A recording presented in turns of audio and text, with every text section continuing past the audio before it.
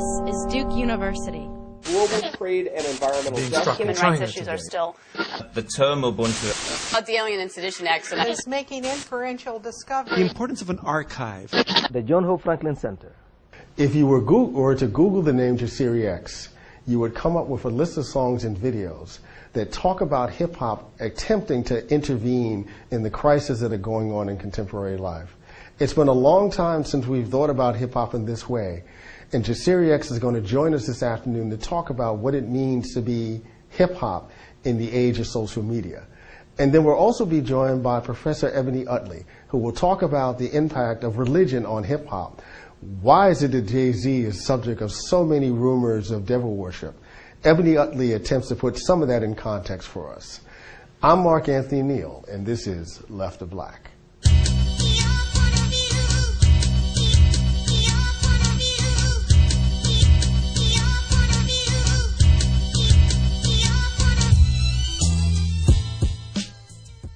Good afternoon and welcome to Left of Black. I'm Mark Anthony Neal, and we're joined this afternoon by Professor Ebony Utley, Assistant Professor of Communication Studies at California State, Long Beach. How are you doing today, Ebony?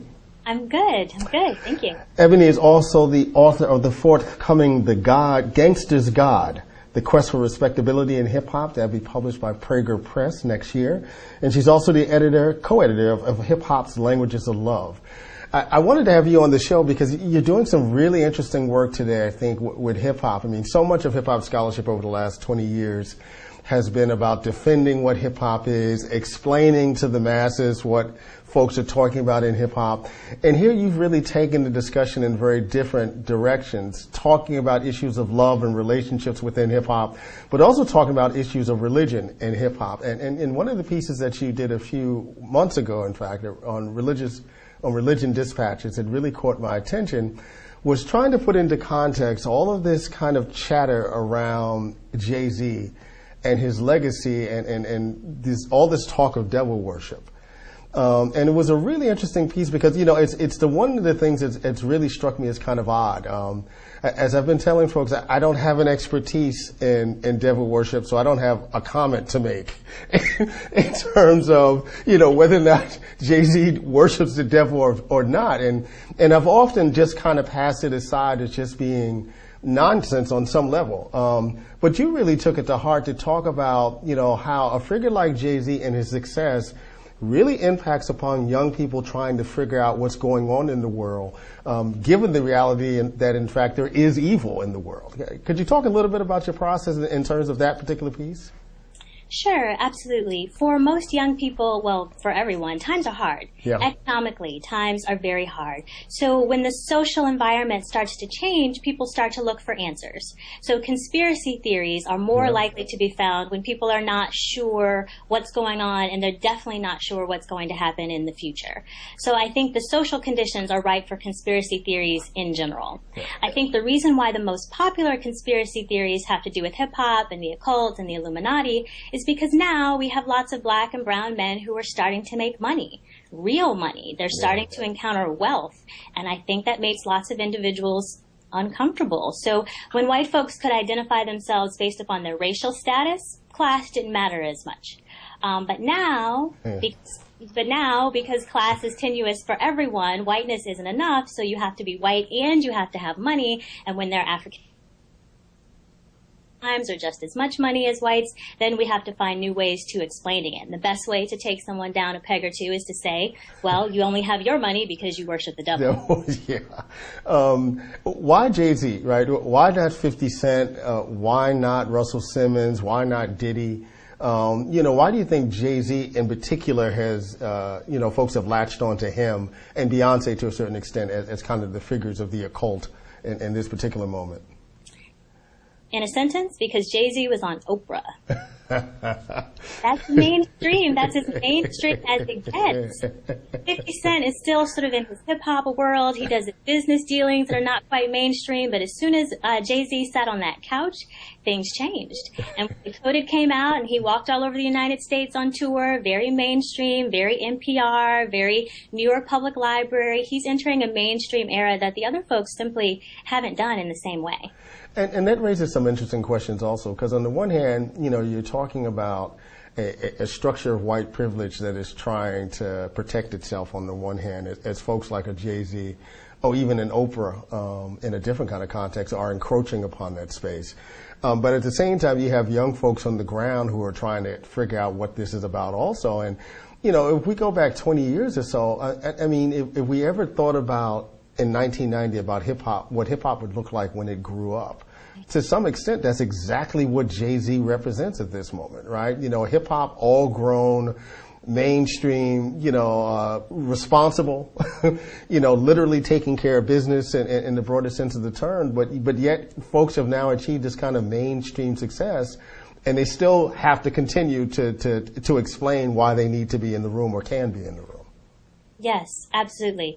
But think about it. Like, if you're on your grind and you haven't blown up mainstream, it's like, well, that's because I didn't sell my soul to the devil. So it becomes a very convenient excuse. Well, I don't want to sell out. And this idea of selling out is still very permanent in hip hop. We don't say keeping it real as much as we did in the 90s, but lots of people are questioning Jay-Z's mainstream status. Is it a form of selling out? And did he sell out by selling his soul? So the selling language is very important to hip hop, not only from the monetary aspect, but also in terms of the keeping it real and originality and staying close to the streets sort of aspect as well. You're watching Left of Black. I'm Mark Anthony Neal, and we're joined this afternoon by Professor Ebony Utley, who is an assistant professor of communication studies at Long Beach State. That would be the Cal system.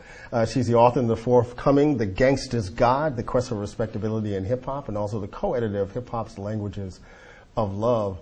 Going back for a moment to think about, you know, this kind of mainstream moment with Jay-Z and Beyonce and all these kinds of figures, did you imagine that this is where hip-hop would end up? You know, as you've been kind of following hip-hop and writing about it and, of course, being a fan of it over these last few years? No, absolutely not. It wasn't until my students brought me the Illuminati theories that I started to seriously think about them. I mean, I had no idea. I mean, I consider myself a second-generation hip-hop scholar. A lot of the groundwork has already been laid for me, but the generation behind me was so invested in these conspiracy theories. I'd give talks around the country and have no idea what the students were talking about, so I thought it was time I delve into it and actually start to take it seriously. You also recently did a second piece for Religion Dispatches talking about the religious discourse that, in fact, can be found in Jay-Z's music. And, you know, most folks can pick up on it and it's muted in some way, but you suggest it's actually much more pervasive than we've given Jay-Z credit for in the past. Talk a little bit about where contemporary hip-hop artists are vis-a-vis religion, and particularly at a moment where it seems as though, you know, the black church is much more visible in everyday black life than it may have been, you know, in almost 30 years. Mm-hmm.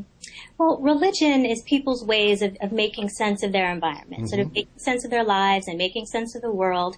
And hip-hop, when it deals with religion, is no exception. So God is still a very key figure in hip-hop music and has been for a pretty long time when we think about it. As people start to understand what their responsibilities are to themselves, to their families, to their communities, to God.